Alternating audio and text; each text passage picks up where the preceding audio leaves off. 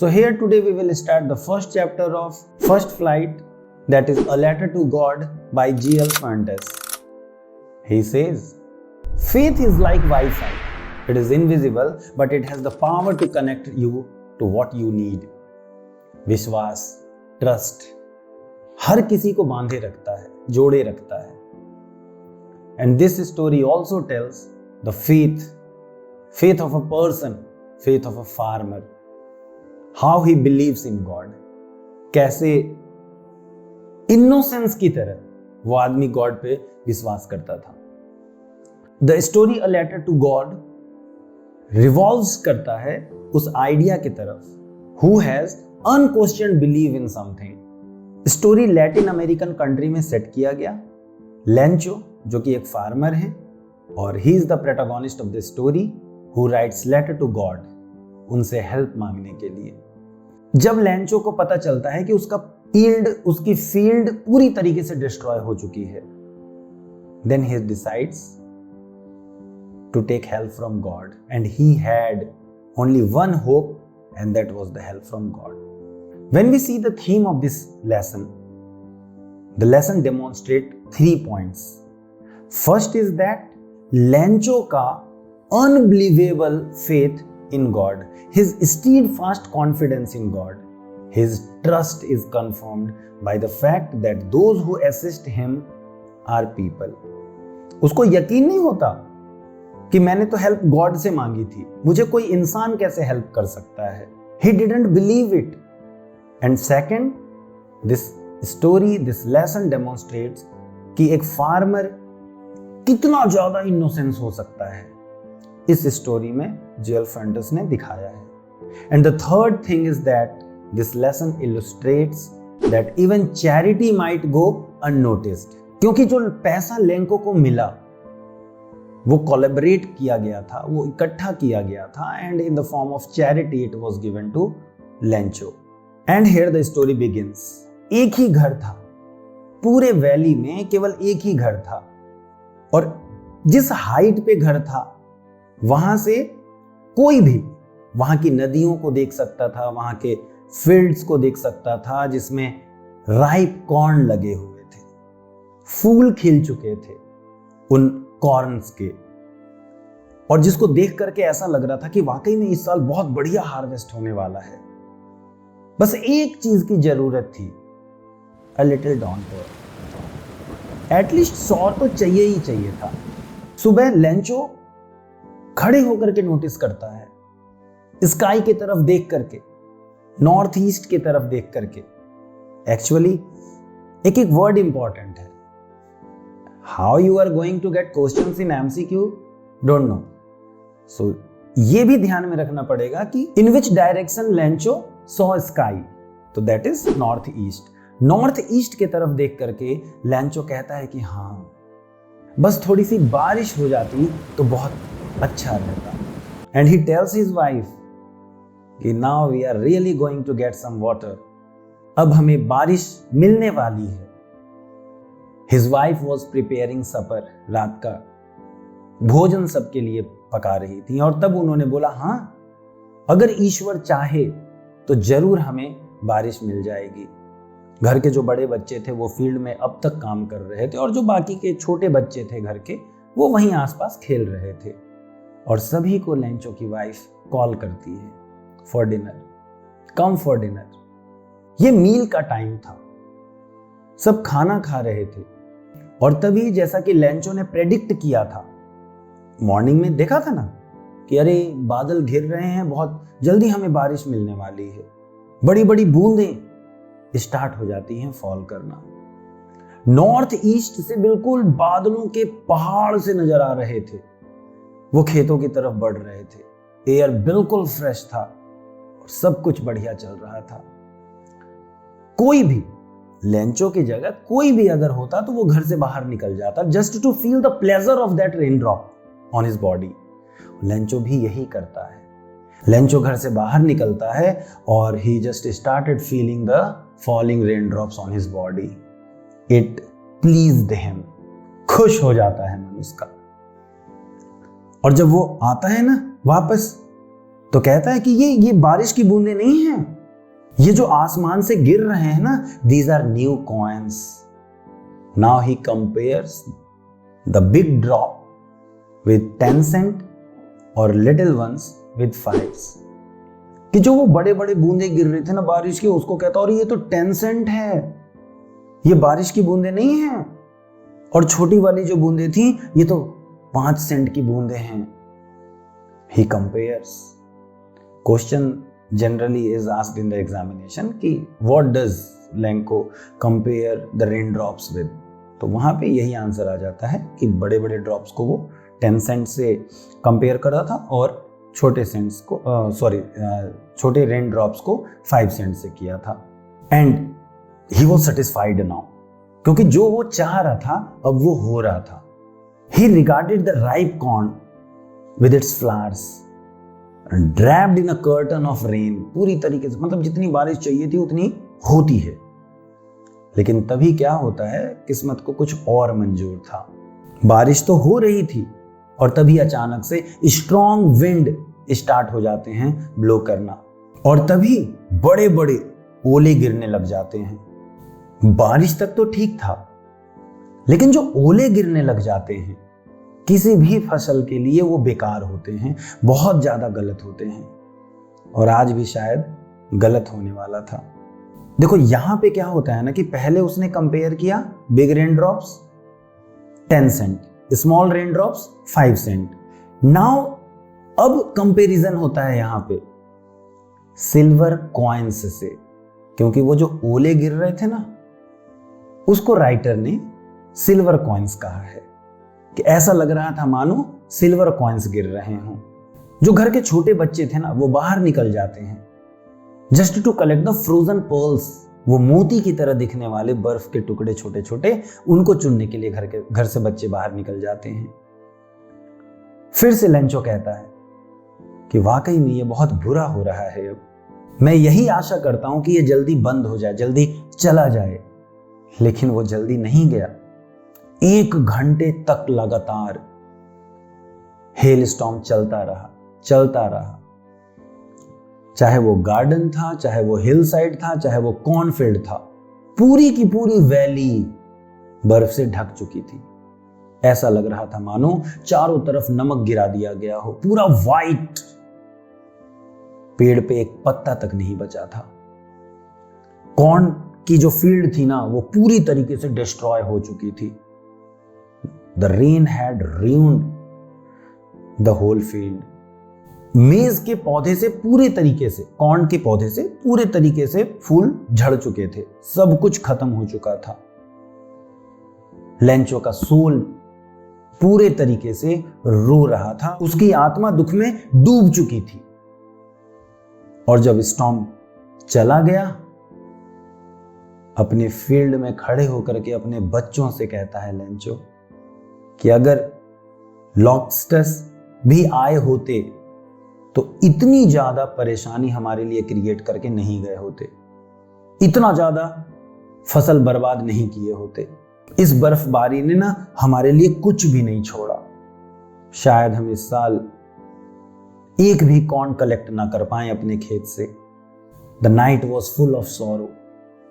कोई भी निराश हो जाएगा जो पूरे साल मेहनत कर रहा है, खेत में लगा पड़ा है, और जब उसका खेत बर्बाद होता है तो कितना बुरा लगेगा। और लेंचो पूरे तरीके से निराश हो चुका था कि जितना मेहनत मैंने किया ना सारा बर्बाद हो गया, कुछ भी नहीं बचा, हमारे हाथ कुछ भी नहीं लगा,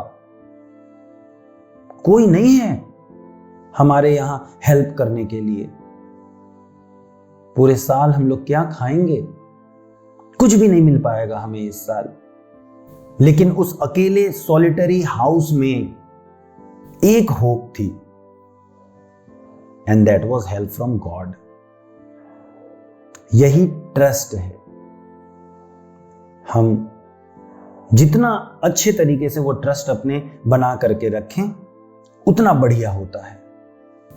ये बात कहते हैं कि निराश मत हो, और ये बात उसे याद थी कि हां, no one dies of hunger, कोई भूखे नहीं मरता। हालांकि पूरी रात लेंचो केवल एक ही बात सोचता रहा कि गॉड ही बचे हैं अब जो हमारी हेल्प कर सकते हैं। लेंचो अपने खेत में एक ऑक्स की तरह मेहनत किया करता था, एक जानवर की तरह अपने फील्ड में काम किया करता था, मतलब मेहनती था।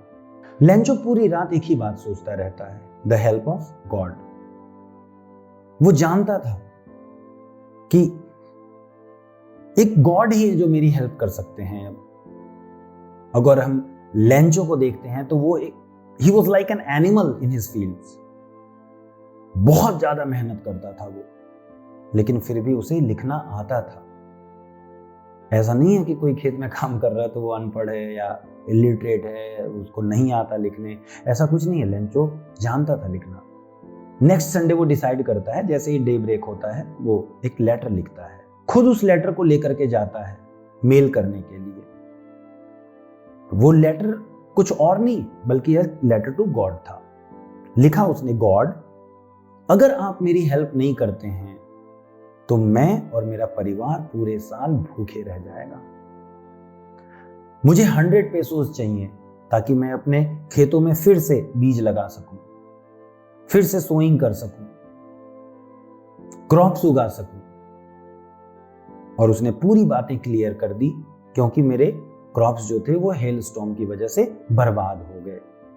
100 पेसो ये लैटिन अमेरिकन करेंसी है, ध्यान रखना। लेटर में उसने लिखा एनवेलप पे टू गॉड, खुद गया पोस्ट ऑफिस, उस पे स्टाम्प लेकर के लगाया और मेल बॉक्स में डाल दिया।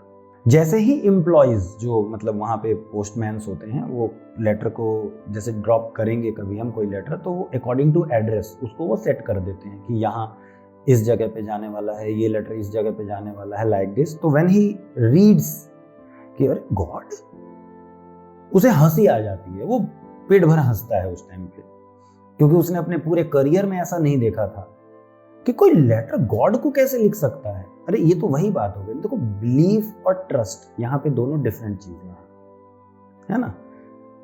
बिलीफ है कि हाँ गॉड है, नो प्रॉब्लम, हम भी पूजा करते हैं, हर कोई पूजा करता है, विश करता है, ईश्वर से प्रार्थना करता है, लेकिन हम कभी ऐसा नहीं बोल जाते हे भगवान ऊपर से लड्डू गिरा दीजिए।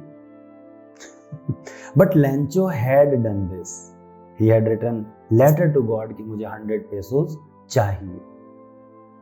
और देखो ये है, गॉड नहीं आ सकते but he has created such situation on this earth कि हमें कोई ना कोई गॉड का मैसेंजर आ जाता है हेल्प करने के लिए। देखो आएंगे, गॉड के मैसेंजर्स आएंगे। उसने, पोस्टमैन ने अपने करियर में कभी भी ऐसा एड्रेस नहीं देखा था। पोस्ट मास्टर जो थे थोड़े फैट और एमिएबल पर्सन थे। एमिएबल मीन्स जो फ्रेंडली बिहेव करते हैं सभी से। जब पोस्टमैन ने उनको लेटर दिखाया वो भी हंसने लगे। भाई कोई भी हंसने लगेगा, क्योंकि इतना ज्यादा ट्रस्ट कि गॉड को लिख दिया, इतना ज्यादा faith. Now post master feels कि काश ये फेथ इतना हम गॉड पे कर पाते, कि इतना ज्यादा विश्वास है उस आदमी को कि God is going to reply him, he has written letter. इतना ज्यादा फेथ है कि वो आदमी एक कॉरेस्पॉन्डेंस क्रिएट कर रहा है गॉड के साथ। ऐसा कैसे हो सकता है? लेकिन पोस्ट मास्टर नहीं चाहते थे कि जिसने भी, he did not know who the person is who has written the letter, उन्हें नहीं पता, लेकिन वो ये चाहते थे कि जिस आदमी ने भी लिखा है ना उसका विश्वास नहीं टूटना चाहिए। And then he decides कि हम इस लेटर का रिप्लाई करेंगे, क्योंकि we all know God is not going, he can make sources